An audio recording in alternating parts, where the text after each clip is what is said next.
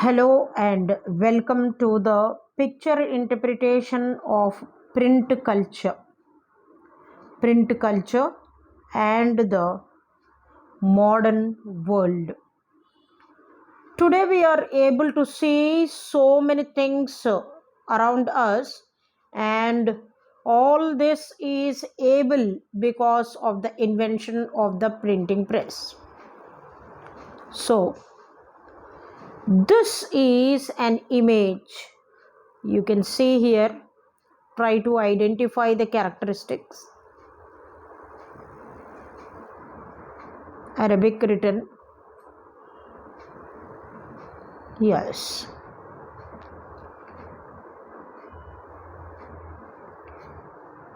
This is bookmaking before the age of print. The ᴩɪᴛᴜ 1595. This is a royal workshop in the 16th century, much before printing began in India. You can see the text being dictated, written and illustrated. Different people are doing different kinds of jobs here, and the work is getting done here. The art of writing and illustrating by hand was important in the age before print. So, think about what are all the prospects which led to the arrival of the printing press into India. So, this is another image. So, when the previous image would be given in the exam and we are supposed to identify the characteristics, we should be able to tell that where manually all the works of dictating, illustration, writing, everything was going on manual. And this is a page of the Diamond Sutra, the Buddhist Diamond Sutra. And here the Buddhist Diamond Sutra is very important because it contains 6 sheets of text and woodcut illustrations. And here the Buddhist missionaries from China introduced the hand printing, and the oldest Japanese book print in AD 868, that is the Buddhist Diamond Sutra. This is the Buddhist Diamond Sutra. Now this is the ukiyo print by Kitagawa Utamaru. Yes, so this was born in Edo 1753. What is the new name of Edo? Now Tokyo, right? So in 1753 this was widely used, and it contributed to an art form called, the name of the art form, if we are asked to tell the art form, the name of the art form is ukiyo. Okay, ukiyo. And this picture is trying to depict the floating world, the floating world. And here the depiction of ordinary human experiences, especially urban ones. These prints traveled to the contemporary or the modern US, and here we need to identify that this image is a modern form, and this form has been traveling to US, Europe, and also influenced many artists. Here we have seen that it has brought about influence, and it depicted a modern lifestyle like an ukiyo print by Kitagawa Utamaru. You need to remember this name. And this later led to a skilled woodblock carver pasted the drawing on a wood block, and then came the printing block, and this produced the painter's lines. In the process, the original drawing would be destroyed and only prints would be surviving. So the real skill, the real art would go, and only the wooden work remained. So now what do we identify here? This is a morning scene. Different people are involved here. We can see here some are doing their daily chores, some are looking out of the window, and then different kinds of activities. This is depicted ukiyo print, and this is by ᴩɪᴛᴜᴇ late 18th century. Here, the man is looking out of the window at the snowfall women. They prepare tea and perform other domestic duties. So we can see that women are working and men are enjoying. So he is enjoying the snowfall.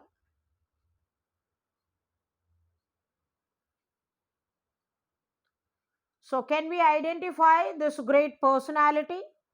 Yes, the portrait of Johannes Gutenberg, 1584. And here his contribution, we know it is immense. And what can be asked from here? What can be asked? Here, his contribution, the greatest contribution of Johannes Gutenberg is his trial and error method. 1448, Gutenberg, 1448, he has perfected the system. And then the first book to be printed here will be asked, and the first book to be printed is the Bible. About 180 copies were printed, and it took 3 years to produce them. So how did he get this method or idea? He saw that uh, through the goldsmith work, and he has observed it, and this enabled him to use the lead molds, how they have been used, and they were used to make the alphabets, and then to make the sentences. And the innovation, the credit of making the printing press to Johannes Gutenberg.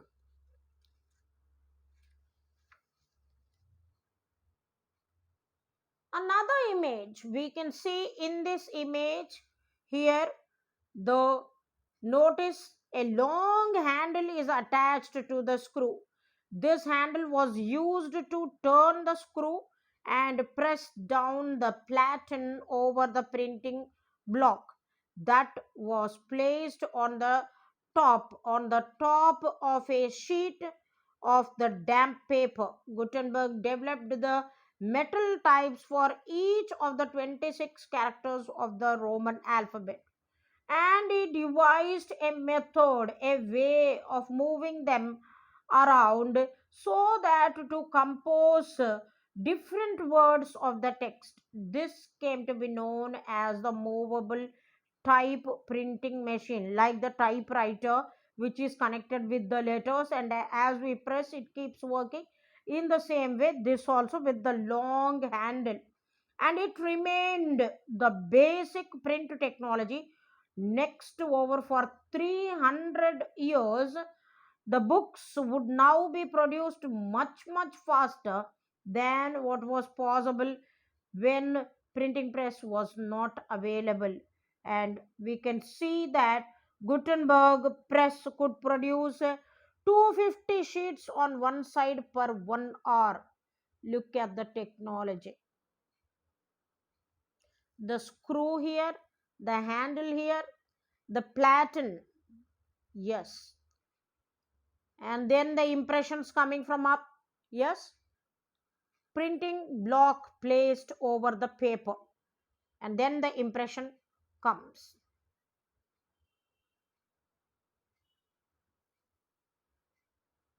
So let us observe this one now. See the minute designs which have been carved.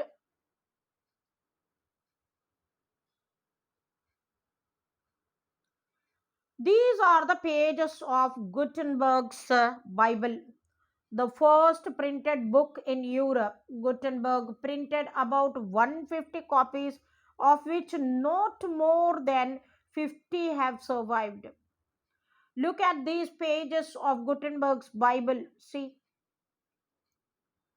and they were not just products of new technology. The text was printed in the new Gutenberg's press with the metal type, and the borders were carefully designed, painted, and illuminated by hand by artists, the most skillful calligraphist, beautiful artist. No two copies were the same because each one differed in their style, in their skill, in their presentation. Every page of the copy was different. Even when two copies look similar, careful comparison if we make, we can see that there are differences. The elites everywhere preferred this lack of uniformity that were they possessed. Then it could be claimed as unique, that each one's design is different, it is unique, for no one else owned a copy that was exactly the same. The same could never be produced. Each man, each skillful calligraphist, artist differed in their skill, in their presentation. In the text, you will notice the use of color within the letters in different places. This had two functions. It added color to the page and also highlighted all the holy words to emphasize their significance, their importance. But the color on every page of the text was added by hand. It was such a tedious job. Gutenberg printed the text in black, leaving spaces where color could be filled in later.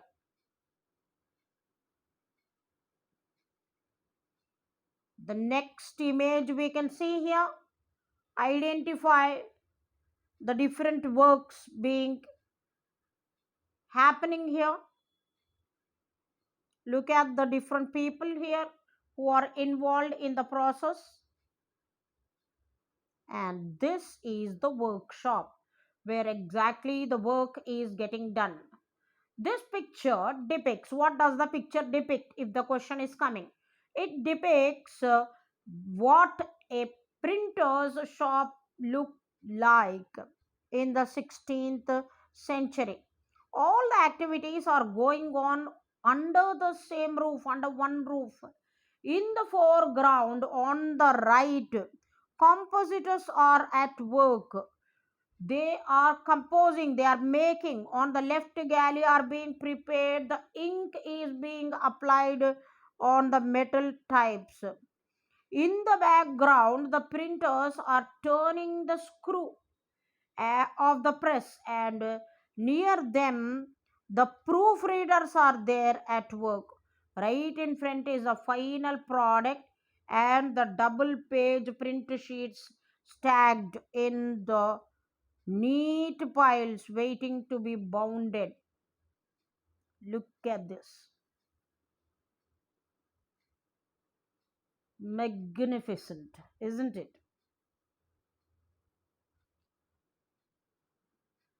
Identify this one. I'm sure this will be asked. Here we can see angels like in Frederick Zuro's picture painting. We can see here angels and the heavens above. They are giving something.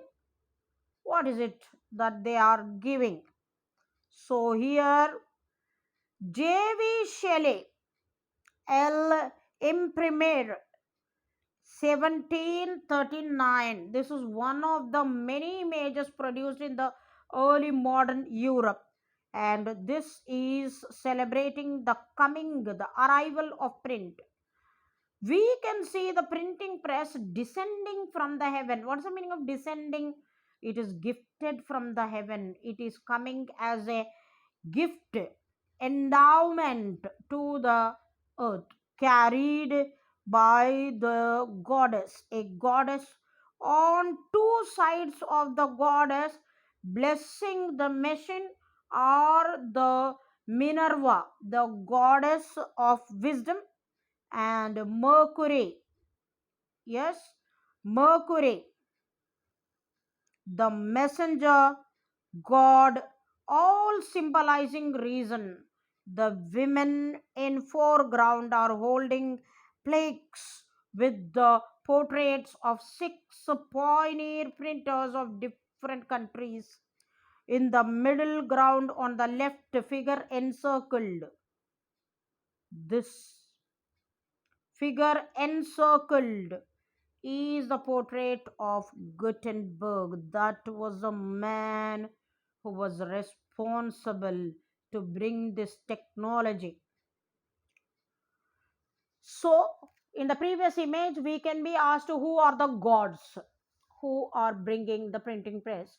How is the printing press gifted down, and what is its impact, and what is the special emphasis? Why is the special emphasis given to Gutenberg?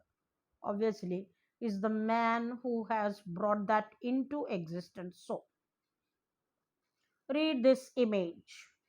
Let us read this image, and here we can see the cabaret, a dance performed here of the skeletons. The skeletals are performing the dance form. The macabre dance, this 16th century print shows how the fear of printing was dramatized in visual representations of the time. This highly interesting woodcut coming of print is associated with the end of the world, the interior of the printer's workshop, and here is the site of a dance of death. The skeletal figures control the printer and his works, define and dictate what is to be done and what is to be produced. If he has control of his ethics, he will not be guided by anything unlawful. So, the printing technology should not be dictating the terms to the printer. A printer should be very, very loyal. He should know what his duty is, and he will be doing his duty. Let us look at this image first, and then we shall what all questions. Look at the different kinds of people here. Yes, the nobility and the common man before the French Revolution. Here, the cartoon of the late 18th century. The cartoon shows how ordinary people, peasants, artisans, workers had a hard time. While the nobles enjoyed, and the others, those who worked hard, toiled hard, they have to carry the grains, they have to pay their tributes to the nobles. The artisans, the workers had a hard time, while the nobles enjoyed all the privileges of the life, and they even oppressed them. Circulation of cartoons like this one had an impact on the thinking of the people before the revolution. The common man used to think that our plight is as such, and there should be a savior. And then after toiling for a long time, they all resented. We know how did the revolution take place. Look at the image here. And in this image, we can see here, yes, carefully observe. These observations help us to understand and answer the questions. So this is a front piece of penny, the penny magazine, the cheap magazines which were available. The penny magazine was published between 1832 and 1835, which place England, by the Society for the Diffusion of Useful Knowledge. Everybody wanted to read, and it was not available because it was number of copies were less and were available only to the rich and the privileged section. Then came the cheaper ones available, that is the penny chap books, penny magazines, etc. It was aimed primarily at the working class who wanted to read, get some knowledge on economy, on politics. They took delight in reading the literature. Look at this image. Different sections, and what kind of advertisement is going on here. What is all this which is depicting? So here advertisements at the railway station in England, and a lithographic, the writings on the hard surface, on the rock, by Alfred Concanen. 1874 printed advertisements and notices were plastered on the street walls, railway platforms, and public buildings.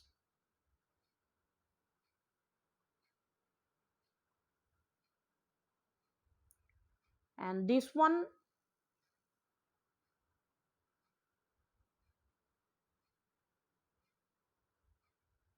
can you identify our gods here? Yes. These are the pages from Gita Govinda of Jayadeva, 18th century. This is a palm leaf handwritten manuscript in accordion format. We know accordion format, they are stitched on the sides and they are preserved. You remember our forefathers, grandmother, grandfather used to stitch the books before the binding stations were not available. Such a book is called as accordion book.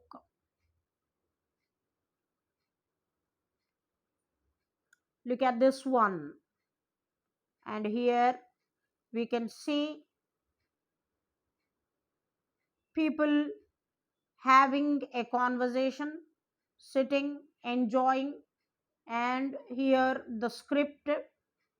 This is the time of the rulers where the pages are from Diwan of Hafiz, 1824. Hafiz was the 14th century poet whose collected works are known as Diwan. Notice the beautiful calligraphy, the beautiful art of writing is called as calligraphy, we know, and the elaborate illustration and the design. Manuscripts like this continued to be produced for the rich even after the coming of letterpress because they enjoyed this kind of writings. You can see this Talapatra Granthamulu, it is called in Telugu, and this is exactly like even Annamaya wrote his songs in these kind of sheets. So even today, such a script is available, and the Vedas are revealing so much. And the pages of the Rig Veda here can be noticed. Handwritten manuscripts continued to be produced in India till much after the coming of print. This manuscript was produced in the 18th century in the Malayalam script. The beautiful painting here, Raja Ravi Varma, he described this concept. Here we can see here Raja Rutvidwaj rescuing Princess Madalsa from the captivity of demons. Print by Ravi Varma, the greatest painter, the greatest artist of all times of Indian history. Raja Ravi Varma produced innumerable mythological paintings that were printed at the Ravi Varma press. In Telugu, there is a beautiful song on Ravi Varma. రవివర్మకే అందని ఒకే ఒక అందానివో. Look at this one, and here we can see here the different sections, a speaker, the listeners, and here we can see the art form. And what does this depict? This is the cover page of Indian Charivari. The Indian Charivari was one of the many journals of caricature, depiction of cartoon, and the satire. A humor which is used to attack on others is called as satire. And through this, they published in the late 19th century. They noticed the imperial British figure is positioned here at the right and center. He is authoritative.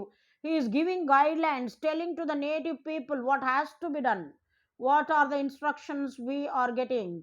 The natives sit on either side of him.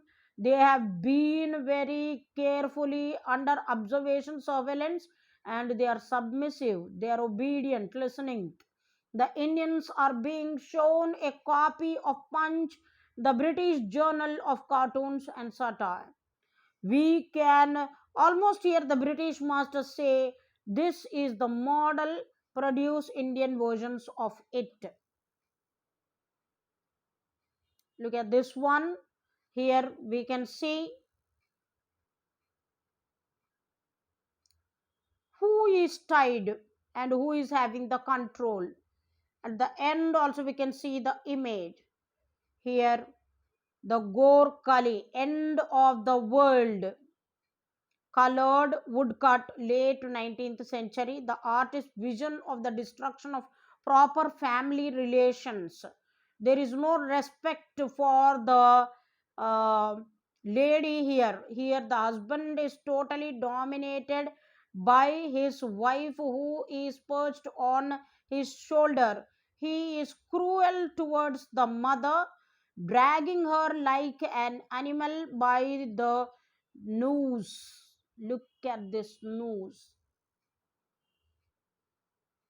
So dominating is the wife. Husband is keeping the mother under control. Gor Kaliyug, it is called as. Another image here we can see that both the races are equal, and this Indian couple here we can see black and white woodcut. The image shows the artist's fear that the cultural impact of the West, women who are supposed to be the family protectors are sitting on par with the men and are using the hookah, enjoying the smoke. So that is a delight the women is taking here. Notice that the man is playing the veena while the woman is smoking. So man is submissive here and woman is ruling. The move towards women's education in the late 19th century created anxiety that the family values are going to be totally ruined.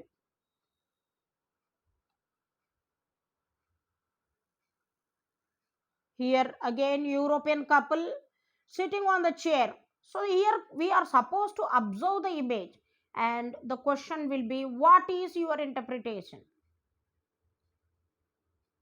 19th century woodcut picture suggests traditional family roles. The Sahib holds the liquor bottle in his hand while the Mem Sahib plays the violin. In the previous one it was opposite. So that was a simple earnest attempt made by us, and this PPT was made by Swarnam Ramesh Patil, my student, and I took delight in learning and explaining by doing so. Thank you so much.